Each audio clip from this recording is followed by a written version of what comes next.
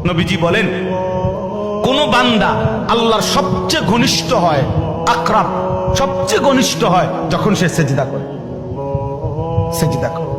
এজন্য আমার শায়েখ আল্লামা মুফতি মুশতাকুন নবী কাসিমি হুজুর সবসময় এটা বলে যে কোন বান্দা যখন সেজদা করে তো আল্লাহ তাআলা তার পিঠে মাথায় এভাবে হাত বুলায় দেয়, আদর করে। আল্লাহ আদর, আল্লাহর কুদরতি পায়ে সেজদা দেয়, মালিক তখন আদর করে দেয়, পিঠে মাথায় হাত বুলায় দেয়। আল্লাহ ডেকে বলে, আনিস আমারে সেজদা করছো না, ইরফা রাসা, উঠো, মাথা উঠো, ওঠো, বসো বসো। আর কিছু বলবা কিনা বলো। তো বান্দা বলে, আত্তাহিয়াতু লিল্লাহি ওয়াস সালাওয়াতু ওয়াত তাইয়্যিবাত। আল্লাহ বলে, আচ্ছা আমার প্রশংসা করলাম, খুশি হলাম, আর কিছু?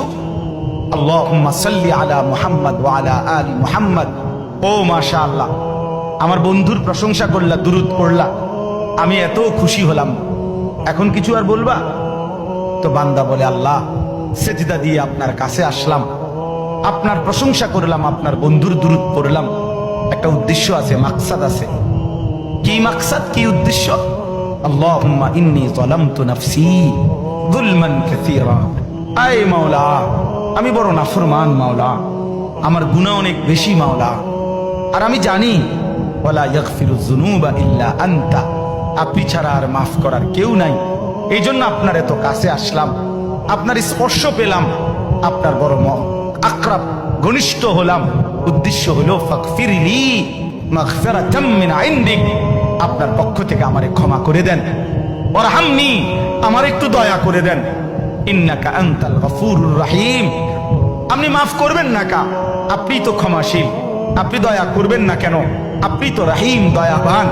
আল্লাহ বলে, কস কি রে বান্দা, এত আদর করে বললে মাফ না করি কেন? কি কইছেন এখন? আল্লাহু আকবার।